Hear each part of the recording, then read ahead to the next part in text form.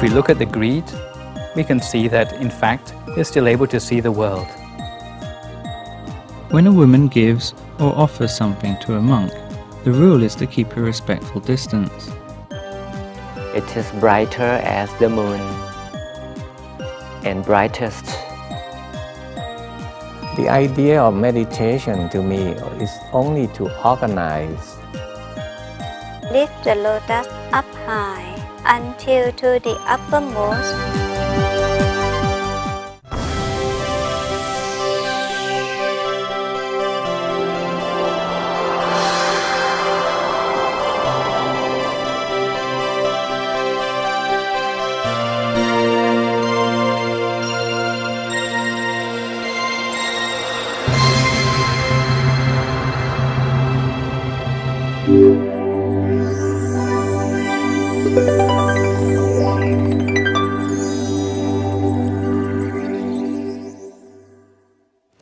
Sawadika. Welcome to Meditation for All, a program for all who love peace and discovering themselves. Have you ever wondered how you can be happier regardless of the circumstances around you? Why can't you smile more and front less? This week, our meditation master, Reverend Nicholas Thanissaro, will explain how we can take our mind back to its natural state of existence, happiness. We will also learn how to handle the main obstacles that come in our way and to achieve a happy mind. Stay tuned.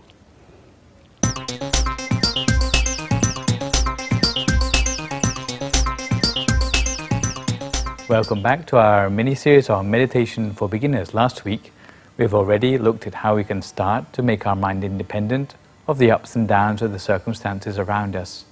And this week, we're going to be looking at the effect of what we call the 5 hindrances on the mind and how they manage to rob us of the happiness which really we ought to have automatically as part of our human nature. Did you know that, in fact, smiling uses less muscles in your face than frowning? But isn't it strange that even though smiling uses less muscles, it's very often the case that looking around us in the world we see very few people smiling. Really, the fact that it uses less muscles in our face would tell us that the natural state of being of all of us humans is to be happy. Then why is it that we don't manage to feel happiness the whole of the time? What is it that comes in the way of our happiness?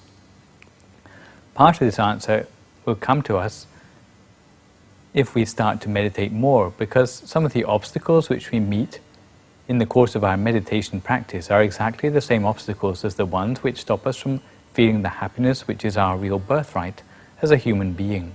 The obstacles in the mind are in fact not a part of the mind itself, because if you were to look at the mind, it's rather like a clear crystal sphere, or rather like this clear water which you see in the drinking glass which I'm holding up at the moment. It allows you a clear picture of the world around you without any distortion and without any coloring. This is how the mind ought to be. But when we come in contact with negative emotions in the world around us, we tend to lose this clarity of our mind, so that our perception and our understanding of the world around us is distorted by the effect of what we call hindrances or defilements in the mind. In fact, there are 3 major groups of such impurities in the mind.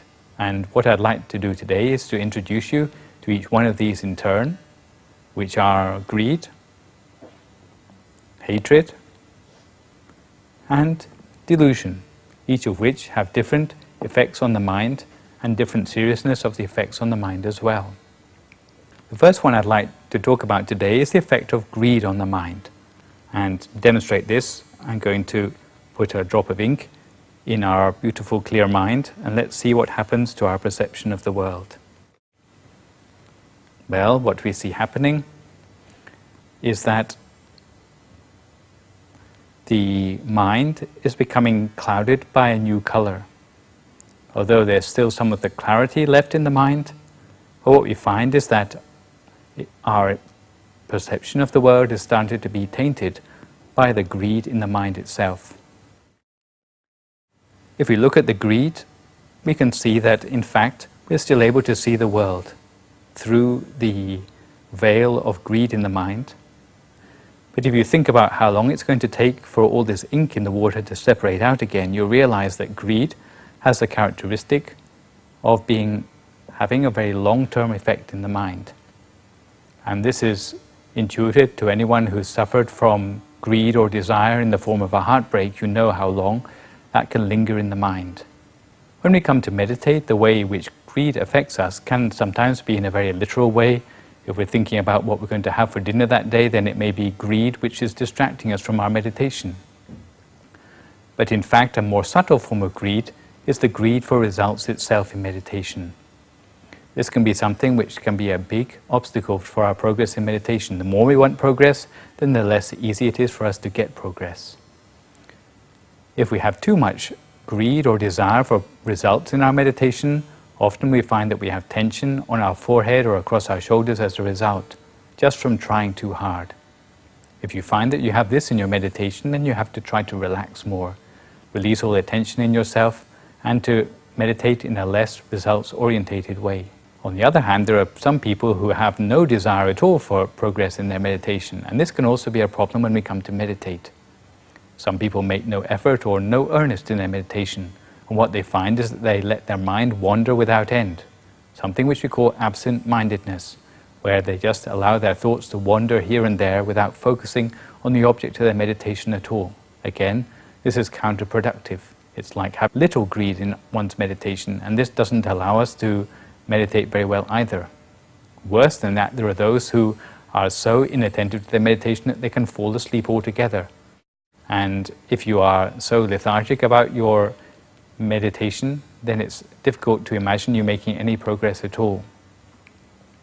If you do find that you're feeling sleepy in your meditation, traditionally speaking, in Buddhism, we have 8 ways of dealing with sleepiness.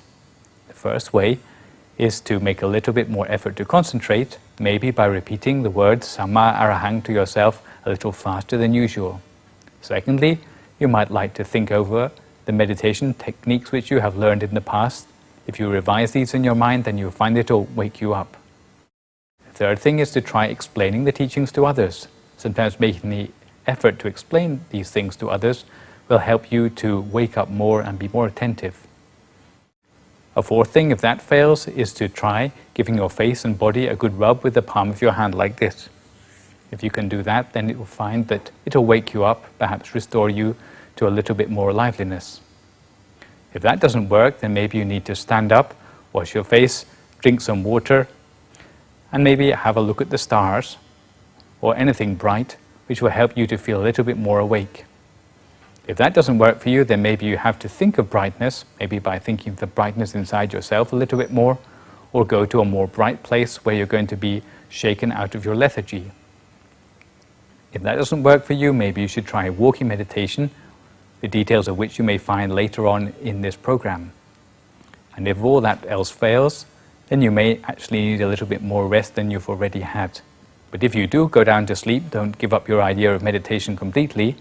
You should lay down to sleep on your right side with the intention in your mind that you're going to wake up in an hour or two in order to continue with your meditation. If you do that, then you normally find that you will wake up on time and you'll be refreshed and ready to meditate a little bit better. The second sort of impurity in the mind is rather the equivalent of what we call boiling water in the mind.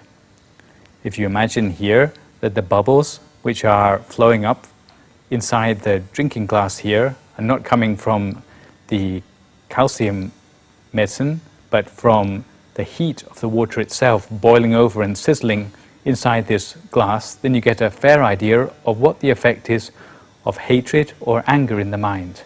Again, we can see that this is a very violent reaction which is taking place.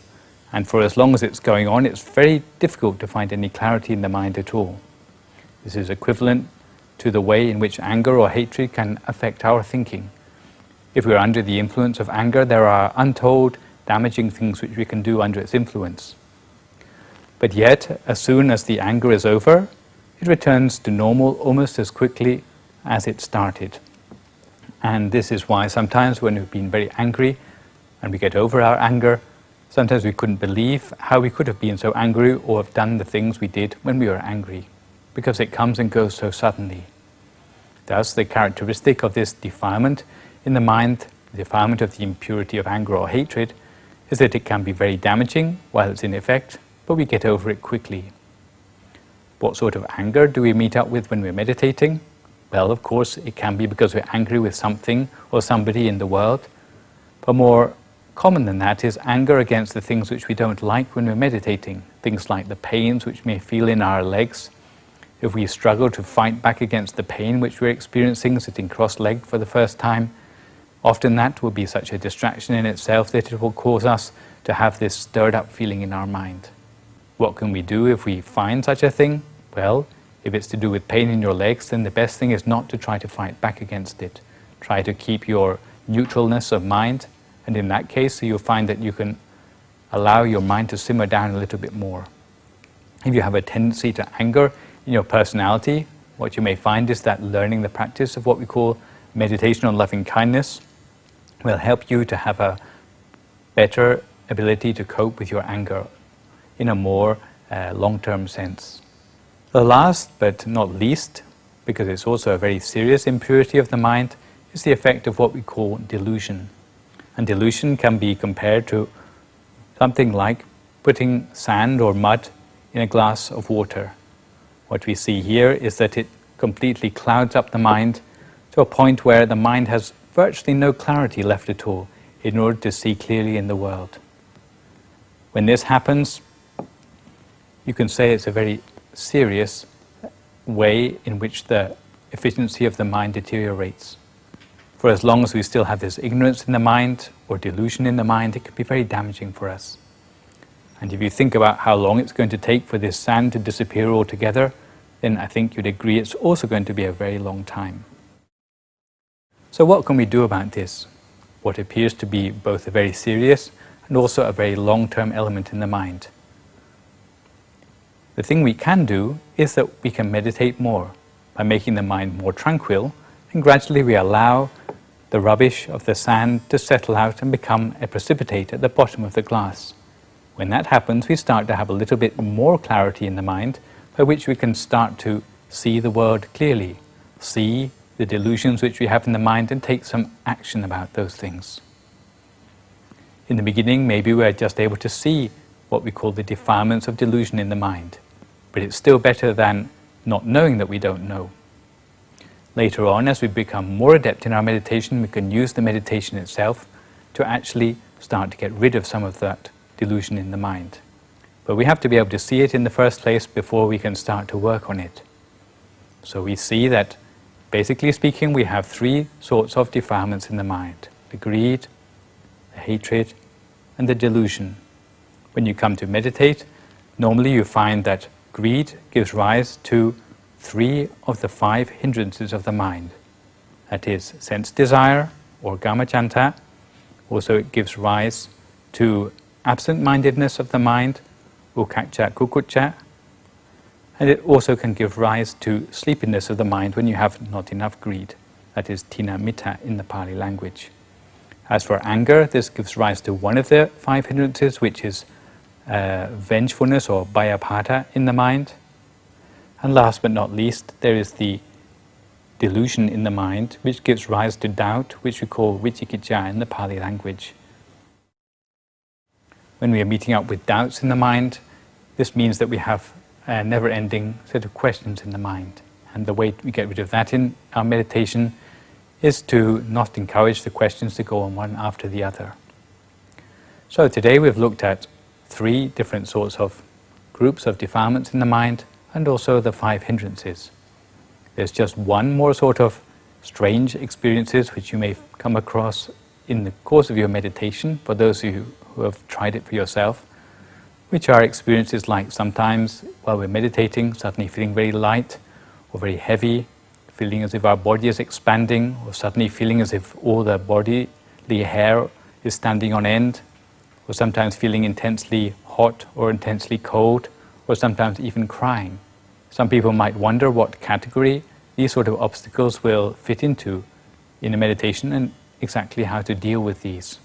Because sometimes it can be quite a frightening experience to have such unexpected experiences when meditating. If you find this is the case for you, what you may find useful is to try pretending that you're not interested in these experiences. Because what they all have in common is that they are showing that your mind is starting to come to a standstill. If you have such experiences, whether it's feeling hot or cold or hungry or whatever, which is a very surprising and intense experience for yourself, is that you should try pretending that you're not interested in those experiences. And by doing that, you can go on to pass through these experiences.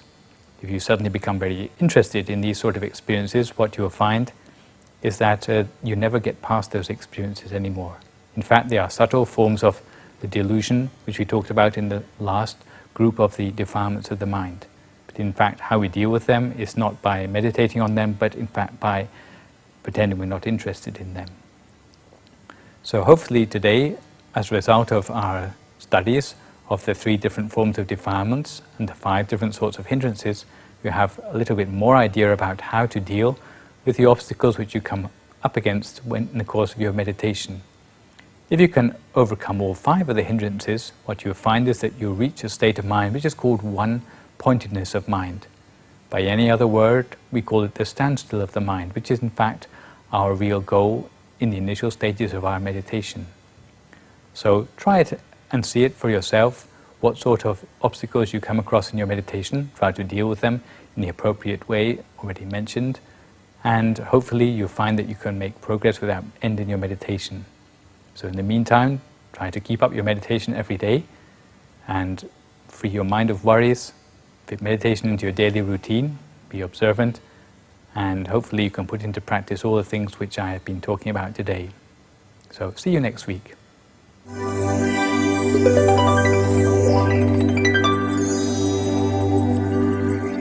Thank you, Reverend Nicholas. As you can see, most of the obstacles that prevent us from being happy are in our mind. Meditation practice is a way to get rid of the rubbish, leaving us with a clear, healthy, and happy mind. Next on our program, Buddhist culture. How Buddhists offer sustenance to monks.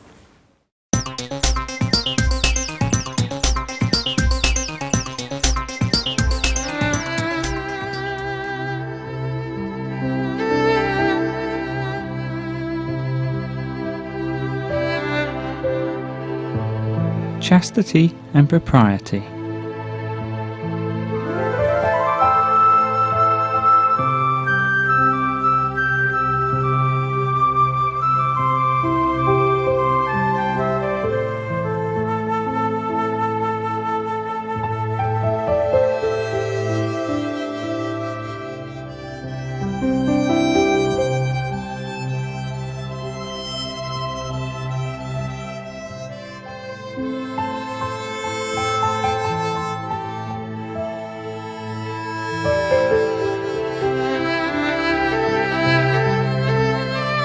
Set apart from a family life, a Buddhist monk must be circumspect with women, for lust may disturb their inner peace and lead to impropriety. So in any activities concerning Buddhist priests, men always play the major role. The Vinaya, or code of conduct, has many rules to maintain the propriety and chastity of the monks, to keep their peace and purity of mind.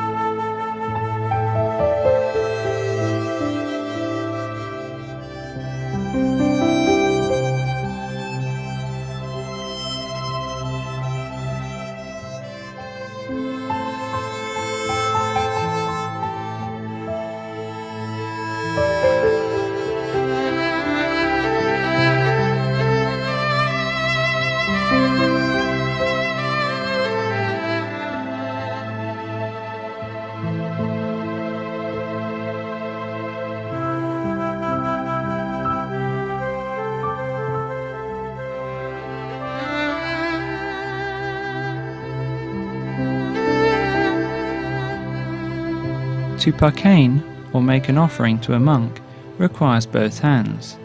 The layman assumes a lower position to pay respect and to remind both parties of their status and role. The role of the monk is to maintain self-discipline and the process of purification.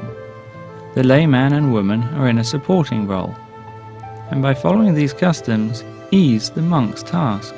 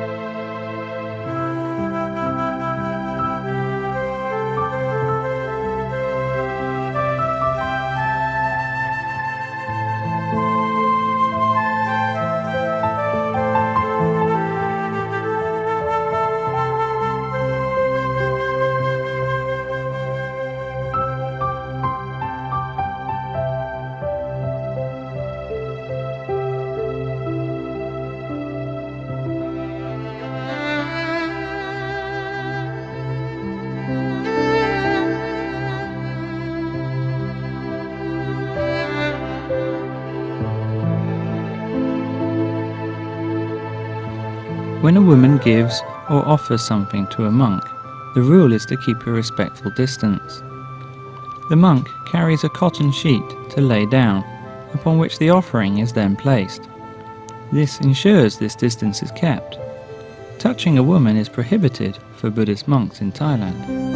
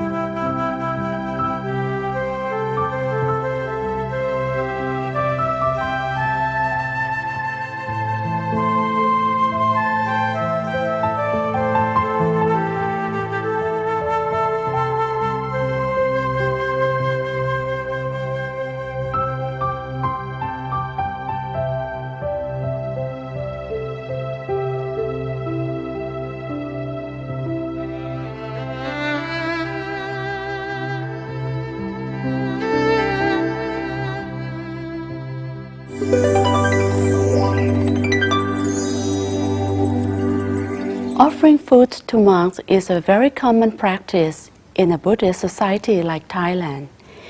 It teaches people to be generous, grateful, and preserve the Buddha's teachings while providing psychological supports. That's why in Thailand, we can see that people give easily. One way that monks give back to the society is to teach people virtues and meditation. So, coming up next, Reverend Somsak Piyasiro will lead you in a meditation session and afterwards show how you can spread the feelings of loving kindness to people around you. Let's join him.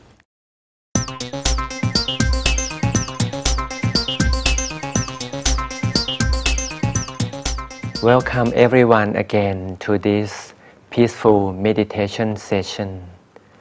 We now meet this time for session 7 and hope you have gained a lot of benefits from meditation practice at your home.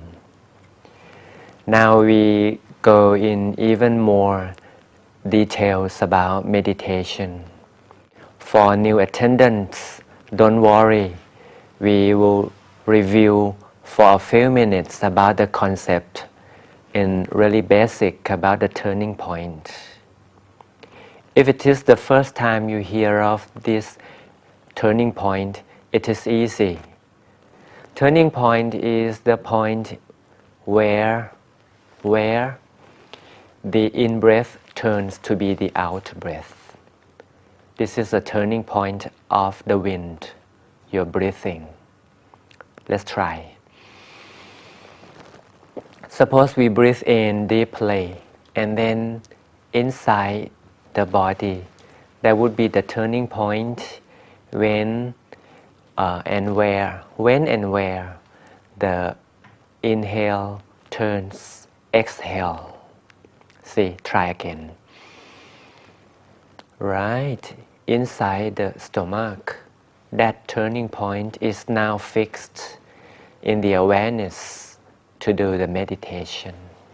It is easy, isn't it? That turning point is staying right in the center of the body. And this is taught, well taught, and widely taught in the Oriental meditation practice. And then let's understand the shape of the mind. In Buddhism and in many Oriental cultures, when they talk about the mind, they would have some vocabularies indicating the mind is of a sphere, round in all directions. So in many cultures, they just understand it right away that the mind is round like the crystal ball. The mind originally is clear, clean, and bright. And now we will understand this in meditation practice together. Even with the eyes open, can you remind yourself of the existence of the turning point? Even the eyes are still open inside the stomach. Good. And then visualize the crystal ball. Now we are doing the right thing about meditation. We got the right place of the existence of the mind, which is the turning point. That is also the home base, the home of the mind. And then about the shape of the mind to be correct in two aspects. The place of the mind is the turning point. And then the shape of the mind is like a sphere, round, crystal clear, and bright as it reflects the brightness of any light. Right, now we get the right place, we get the right shape, but the size is up to you. Now let's try meditation peacefully together. Breathe in deeply and close our eyes gently.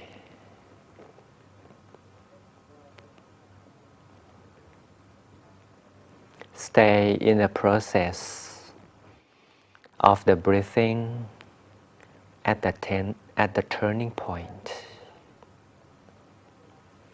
Now we don't move out, we just stay at the turning point inside the body.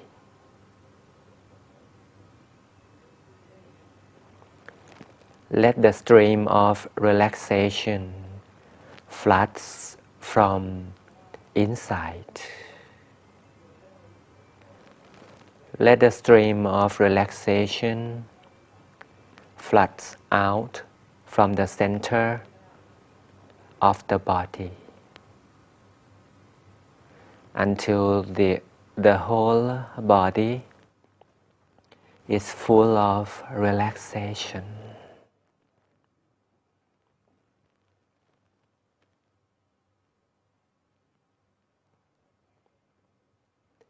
No, even a single part of the body is without relaxation.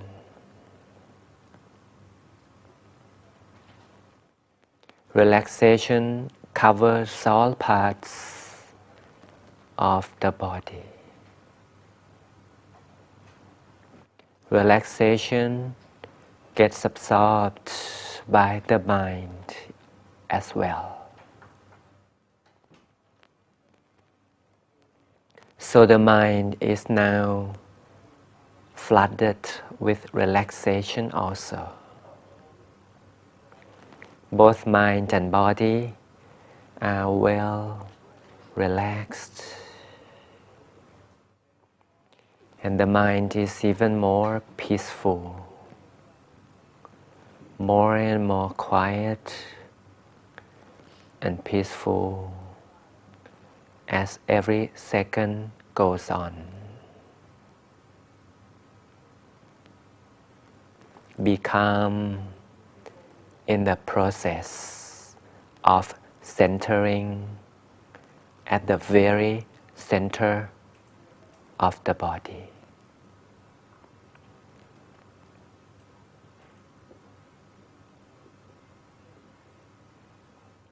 Let the awareness stays at the center of the body.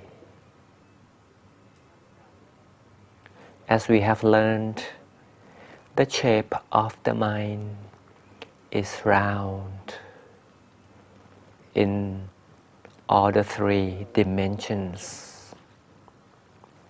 So we visualize the image of the crystal ball in 3 dimensions.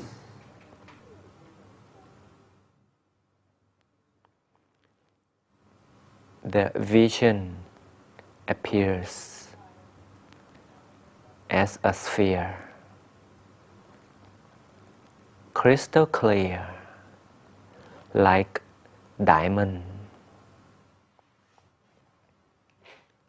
clear, round,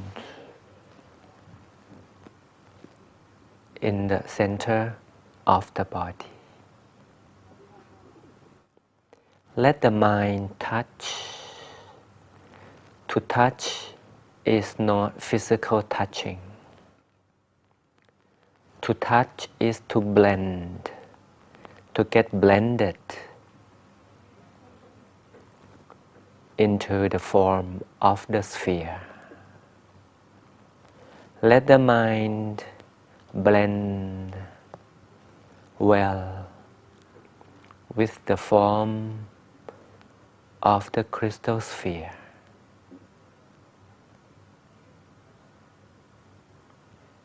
Stay in this simple process in tranquility.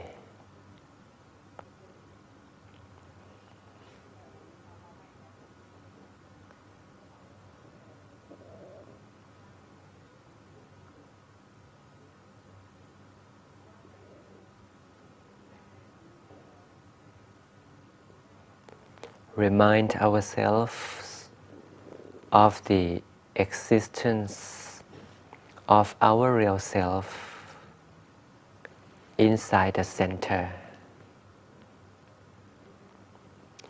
The existence of the real self is expressed in the form of the bright dot. The bright dot, like the star amid the dark sky. This is a symbol of the existence of the real self in the center of the body or at the turning point. The bright dot appears in the center at the core of the crystal sphere.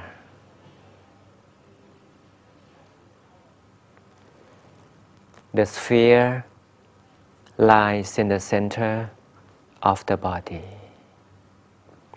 and the bright dot of existence stays even at the very center of the crystal sphere.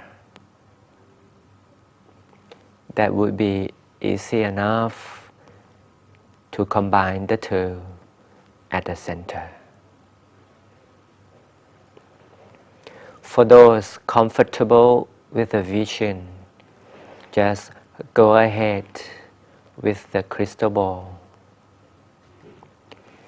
But those with less comfort, just relax. Relax and rest at the center of the body. Relaxation is the first priority. And the clarity of the image is the later priority. So we go to the first priority by relaxing. Relax the entire body. Relax the whole mind.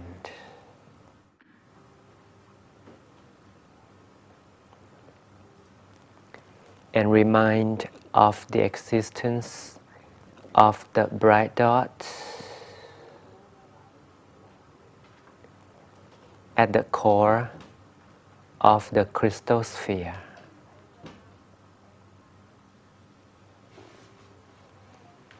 And relax even more.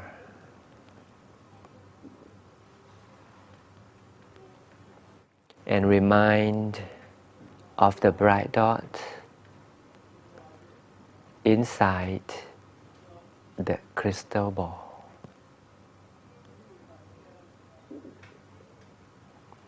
Maintain this moment, cherish the tranquility in peaceful silence for a little moment.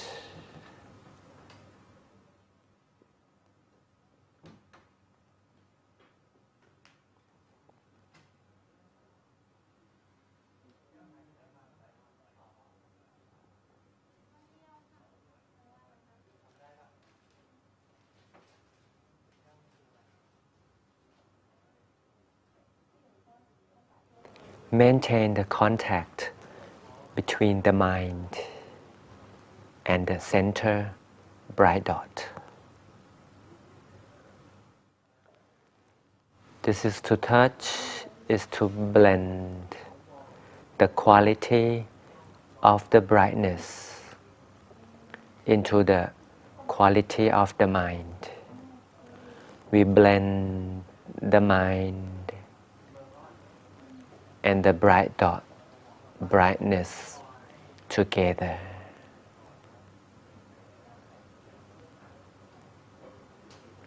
Blending is easy and of common sense. It is like a drop of water, one single drop of water onto the surface of the lake. Once the drop reaches the surface of the lake, blending starts to take over the entire water. The drop blends into one. The mind and the bright dot blend into one. Blending now is in process, and doing this blending, the brightness is in progress. The mind is getting brighter, brighter than a single dot of the little star. It is brighter as the moon and brightest as the sun. The sun is sharing its brightness with the shape of the mind. Blending is now taking place at the center. It is where the crystal ball is getting brighter, brighter than the moon, and then brightest as the sun, like the sun is shining 100% in the crystal sphere at the turning point.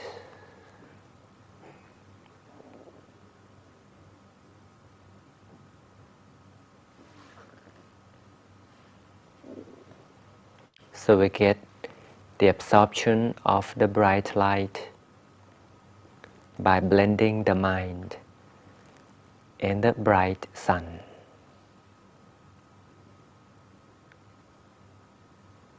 This transformation takes no time. The mind is getting bright. The sphere form of the mind as Oriental concepts and Buddhist teaching. The mind is round, crystal clear, and bright like the sun.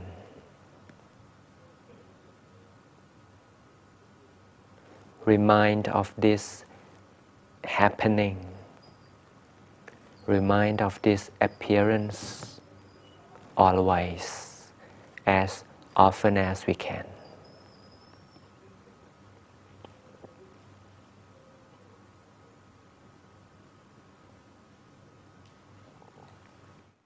Then it is about time to share this bright and peaceful happiness to others. Without sharing, the world would be in darkness. So we are supposed to share this happiness to all mankind, regardless of races, nationalities, cultures, and even religious beliefs. Everyone is entitled to receive our happiness shared. In practical way of meditation, sharing is done by expanding this bright sphere, bright crystal ball inside, shining white, shining aglow, without boundaries.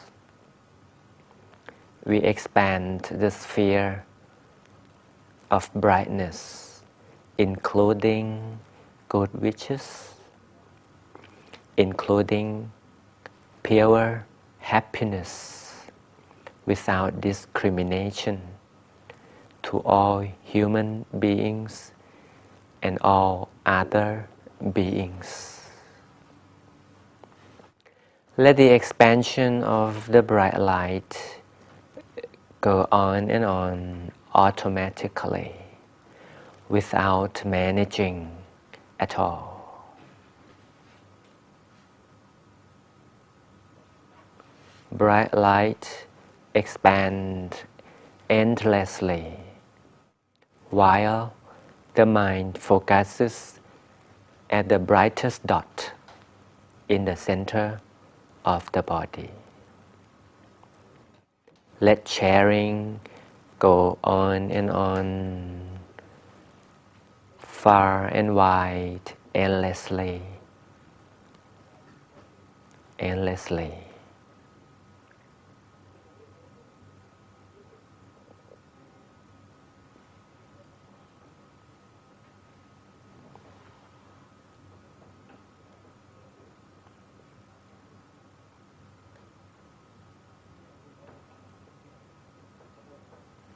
After sharing, we slowly open up. Opening up this time, we would see a better mind and then a better world around us.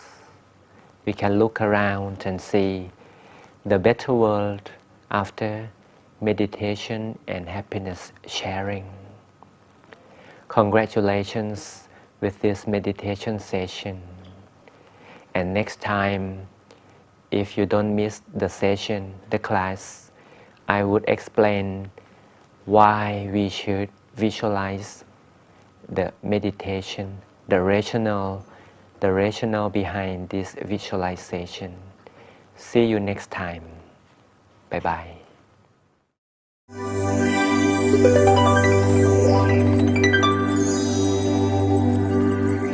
Next on our program, meet Mrs. Annie Jane Ariwong, a single mother who runs a beauty salon in Los Angeles.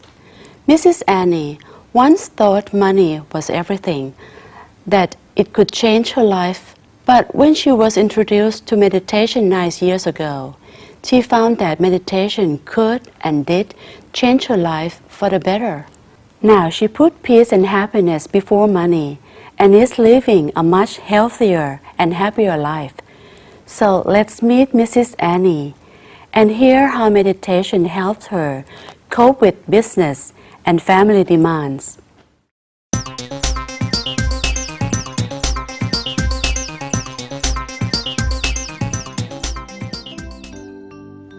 Sawadika. I'm Annie Jane Ariwong. I live in Los Angeles for 30 years. I would like to share about my life in Los Angeles for 30 years.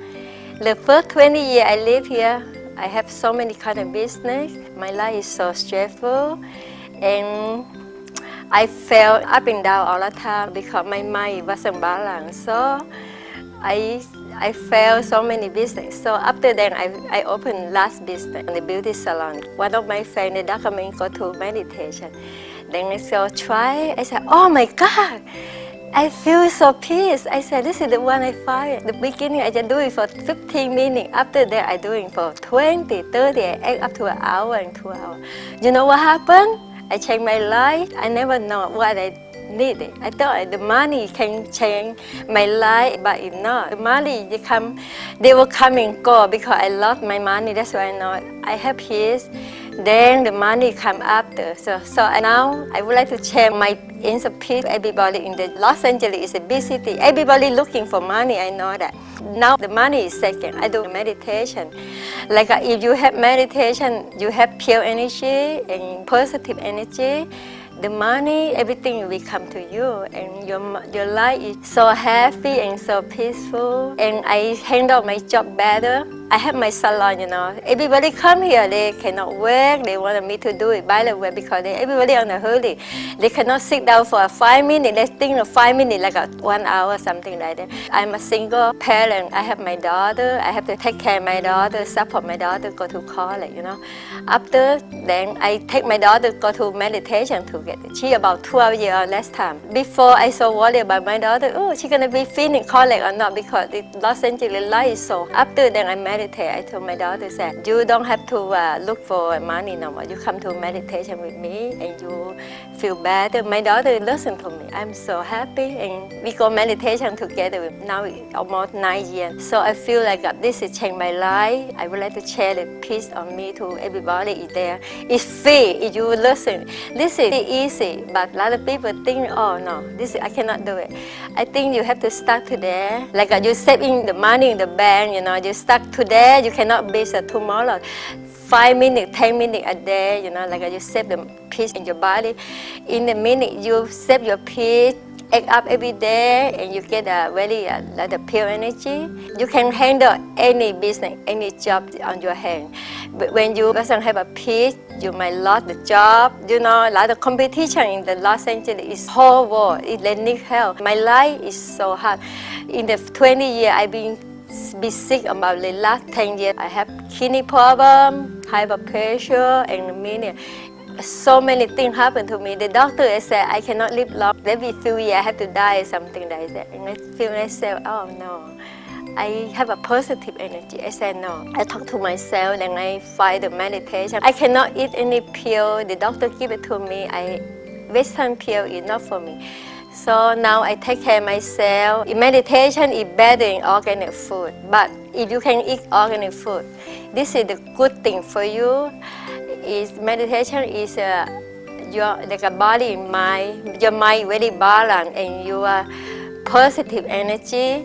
Then you can do any business, any job. Please try. It's good and doesn't cost you anything. Like everybody always say, oh, I don't have time. Everybody have 24 hours a day. It depends. Like you manage your money, your business, your life.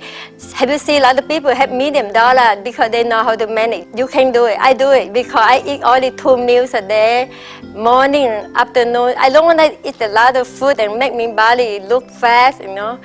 And I'm not feel hungry at all. In the night time, I have my time. I don't have to do any cooking, spend 2 hours in the kitchen. I just do meditation and I feel a lot of pure energy. I can do anything. Anytime I want to go everywhere, I'm not tired at all. Meditation is worth more than $1 million. And I would like to share with everybody. Give yourself the opportunity to try. I think this is, you can say thank you. I always thank the person recommend go to meditation. And one of my employees, she come to my salon, always walk out to shopping.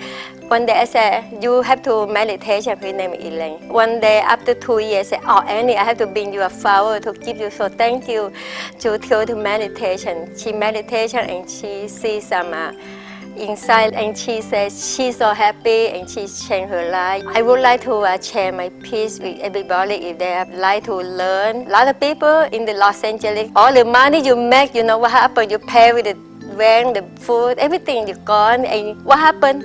You will be sick because you worry.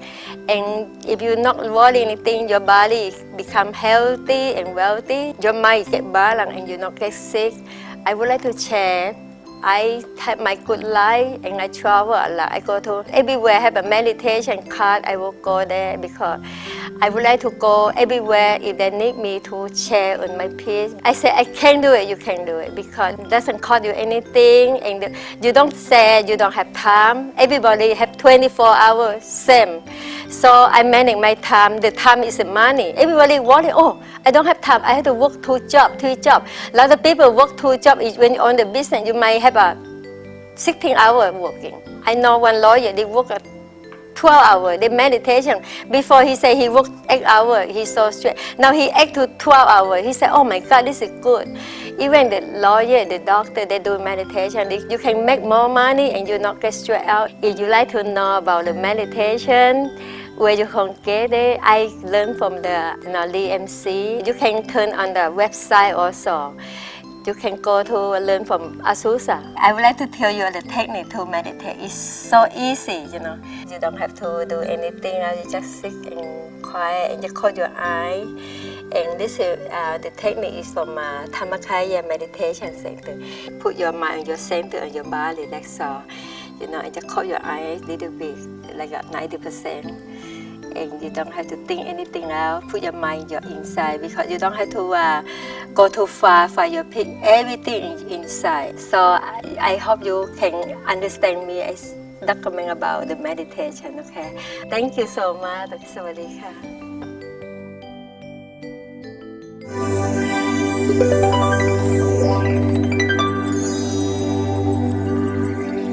Thank you, Mrs. Annie. So as you can see, the busier and more hectic your life is, the more you need meditation. It helps to ward off stress and balance your life. And very shortly, we'll join Ms. Laksami in an exercise session on body and mind.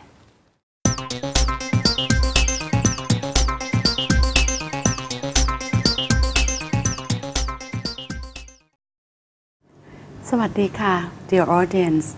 I bring you again to Kasem Sukh movement, the exercise that blend well mind and body. While working out, it's possible to practice meditation. According to the concept of to still the mind while you are in the move.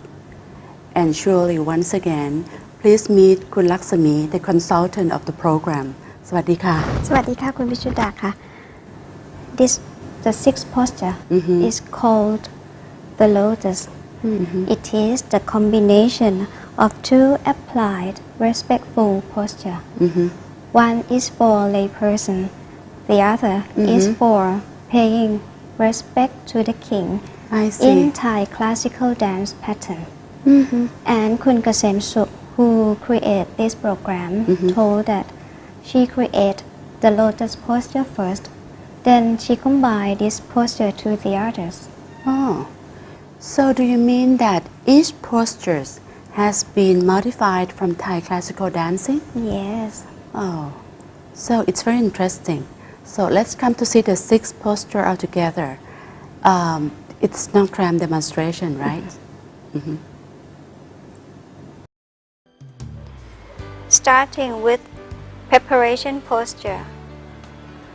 Take a deep breath in and out to feel the center inside, and then loose the hands relaxingly. Now, put the hands as the respectful posture or the lotus, and lift the lotus up high until to the uppermost.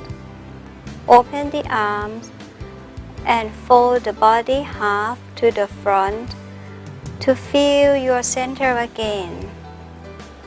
Lift the body up to the normal position and a little bit backward as far as you can and back to the center. Now fold your body to the right side, back to the center, fold to the left side, back to the center, and closing the lotus petal when the sun sets, then bring the lotus down to the center of the body. Again.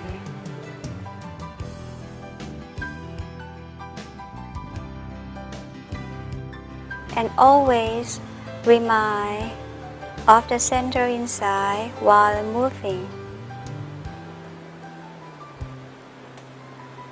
Or you can imagine of the moon shining inside. Back to the normal. Move to the other side. Back to the normal. And when the sun sets, petal is closed.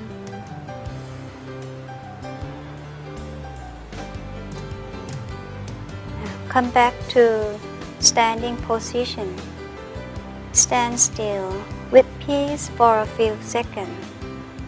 Then sit down. In a lotus posture, if you can, gently close your eyes.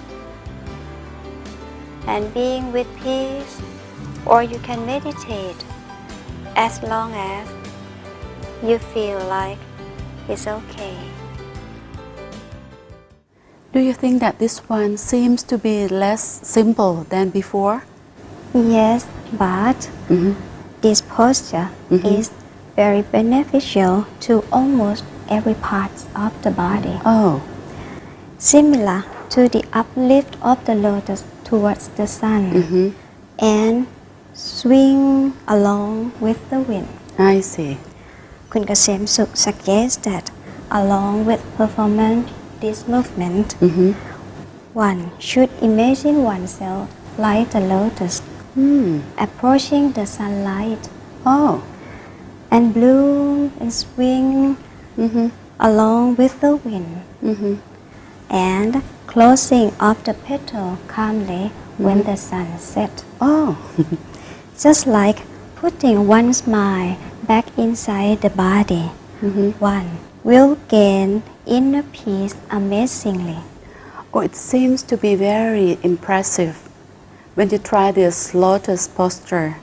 When you do it yourself at home, please give us comment of your feelings. And that's it for today. สวัสดีค่ะ